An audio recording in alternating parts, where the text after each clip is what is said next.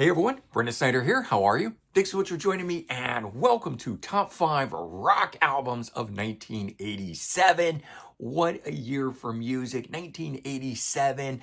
I mean, the 80s were in full swing, and it was an interesting time too because this is a year where basically a lot of the genres start to merge. And we have glam metal in full effect. And we have rock bands starting to make glam metal albums. But I want to try to focus this on rock artists. So I have separated out, I'm going to make a separate top 5 metal albums of 87 and a separate top 5 glam metal albums of 87. So this one here is going to just focus on rock. We're going to get into it here in just a bit and talk about career-defining albums and career reinventions and reputation securing and just all the great stuff that happened in 1987 in the world of rock.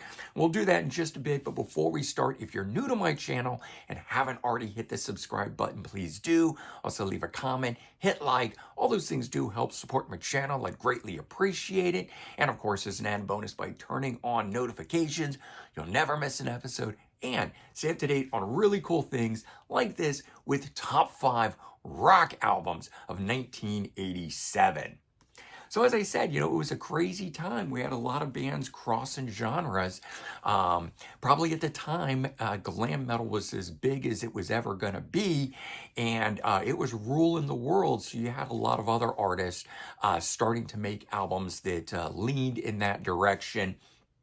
So there may be some crossover in it, but I've done my best to try to delineate here and talk only about rock artists and separate out what would be metal and glam metal. I have made videos for the top 5 rock albums of 85 and 86. We're now into 87 here. Hopefully we'll keep this going for a while and see what other great things happen throughout the rest of the decade. But coming in at number 5 for 1987, we've got Foreigner, Inside Information, their 6th studio album. This was the last to feature original vocalist Lou Gramm until he returned in 1992. And then later they would release a full-length album, Mr. Moonlight, in 1994. But this one here coming out 3 years after Agent Provocateur. And I think that long time frame between albums is unfortunately what left this one kind of hanging out there. Maybe doesn't get the recognition it should today, but I do think that this album is an amazing one. It was a big return for the band, at least. I mean, lots of killer tracks on this. Songs like Heart Turns to Stone, which I absolutely love. I Can't Wait. And the song that I knew this album for, Say You Will, which is a fantastic rock tune. But the big song really off of this thing that everybody remembers it for today is the ballad on here, I Don't Want to Live Without You. And this one I like a lot better than the one from previous album, I Want to Know What Love Is. This one returned the band to sounding more like typical Foreigner fare, and that's what I really liked about the overall album, was just that it really kind of returned the band to sounding like typical classic Foreigner after the previous album I felt started to veer off a bit, get hung up a little bit too much in the 80s sound. This one here was right where I like it to be. Unfortunately, last one with Lou Gramm, and then we went off and they did Unusual Heat and everything changed from that point. But what a great album for 1987. All right, coming in at number 4, Aerosmith, Permanent Vacation, their 9th studio album, and 2nd for Geffen Records. This one here really marked a shift for the band based on sound and everything. And as I mentioned, this is where things really start to blur the line, because I would call this an Aerosmith glam metal album. They had a glam metal phase of this and pump. Unlike previous album before this one done with Mirrors, which was really straight ahead Aerosmith sounding rock, it didn't catch on because it wasn't the sound of the day. So they make that shift here. But for me, Aerosmith is a rock band, so I am classifying this as a rock album despite its glam metal leanings. Fantastic album though. 3 huge bona fide hits off of this thing. Ragdoll, Dude Looks Like a Lady, based on Steven Tyler's impressions of Vince Neil, which I always thought was funny. And one of their best all-time ballads that I don't think gets enough love, Angel. I've always loved that tune, and yet they don't really play that all that often live in concert, if ever. But this went on to sell 5 million copies, and so it was both a reinvention and a career-defining album for the band, based on their sound and the hits and what was going on. But suddenly, Aerosmith back at the top of things in 1987, and it was a real delineating or dividing album amongst its fans, because there were the ones that were the diehards of the 70s, but then it brought in all these new fans, and luckily it works out for the band, because as many fans as they lost with the new sound, they gained in new fans. But one of the defining albums of the 80s is this fantastic one from Aerosmith. All right, coming in at number 3, we got Whitesnake's self-titled release, also simply known as 1987, 7th studio album.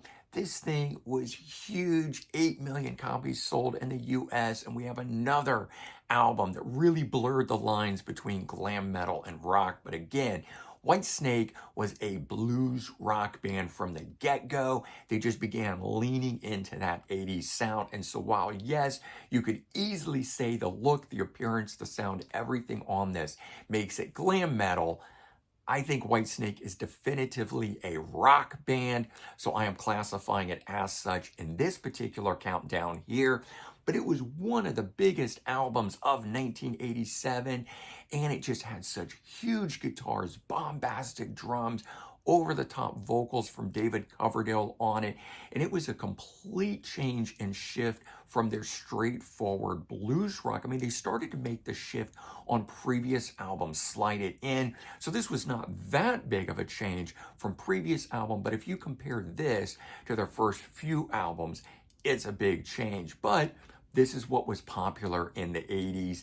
And what was also cool is that there were 2 tracks on this that were re-recorded from the album Saints and Sinners in 1982 that never really did a whole lot at the time. Crying in the Rain, a burner of a song. John Sykes reinvents this one and makes it much heavier. And then the all-time classic, Here I Go Again. And this version is a more straight-ahead rocker as opposed to the more boogie flavor of the original one. In fact, I like both of the original ones, but I grew up with this, so I don't think those songs would ever replace this here. The album also featured Is This Love, arguably the band's greatest 80s power ballad, doing better than really anyone else at the time. And then the song Still the Night. I mean, if you didn't have enough great, powerful rock songs in those first 3, Still of the Night, just a huge sounding song on this one, complete overdrive of everything, and it really bringing this one home, making it one of the greatest albums of the 80s and 1987 in my opinion. All right, coming in at number 2, we're bringing it back over to more straight ahead traditional rock with Fleetwood Mac, Tango in the Night, their 14th studio album that would go on to sell 3 million copies. This one here, for me at least, is one of their all-time best albums. I mean, most people are going to pull Rumors or the self-titled album that came before it, and I get that. But for me, everything about this one just sticks with me from start to finish. We had a number of top 10 singles that came off of this, like Little Lies and Big Love. And Big Love would actually be re-recorded by Lindsey Buckingham for the Elizabethtown soundtrack, where I rediscovered it through that, and it's a phenomenal version. If you've never heard it, check that one out too, because it's really good. The song Everywhere went to number 14, and Seven Wonders went to number 19. So I mean, there were two top 10 and two top 20, making this album really be felt in the industry. But it's a consistency of material. It's the way that they integrated their 70s sound with the 80s polish, the 80s flair, everything about it. And like a lot of those 70s artists coming back and reinventing themselves for the 80s, I think Fleetwood Mac was one of the greatest bands that was able to do it, and this album in particular. All right. And the number one album for 1987, probably no surprise to you guys if you know who my favorite band is, Pink Floyd, A Momentary Lapse of Reason, their 13th studio album. It was the first one without Roger Waters, featuring David Gilmour, Nick Mason. Rick Wright hadn't fully returned at this point. I think he plays on one of the songs, maybe, but due to legal reasons, they couldn't list him in it. It's really was a David Gilmour solo album that got turned into a Pink Floyd album, but it just has all the hallmarks of Pink Floyd sound on it, and it was such a superior album, in my opinion, to the Final Cut, which was essentially a Roger Waters solo album, that this thing here reestablished the band, and fans were able to go forward with Pink Floyd only having David Gilmour and not Roger Waters. I myself, being young and coming into the band for this album, I didn't have any issue. In fact, I just thought that's who Pink Floyd was. Learning later who Roger Waters was, and that he was part of the band and the great stuff that he did, I totally get it.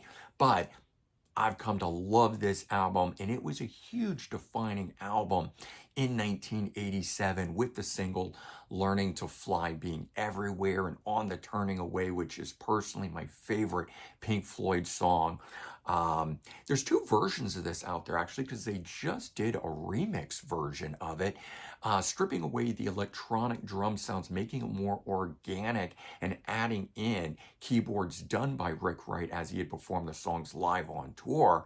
And while I like the concept and the idea behind it, this 1987 edition, I think, will always be the superior one that I will always go to. But this album, from start to finish, is the greatest album of 1987, in my opinion. But hey, what about you guys? What do you think was the number one rock album of 1987? Is it one of the ones that I counted down here? Is there another great one? There were so many good ones from that year. Let's keep it in the rock category. As I mentioned, I'm going to be doing a separate top 5 of 87 for metal and a top 5 of 87 for glam metal. So let's keep those over in that category, but weigh in. Let me know your number one rock album of 1987.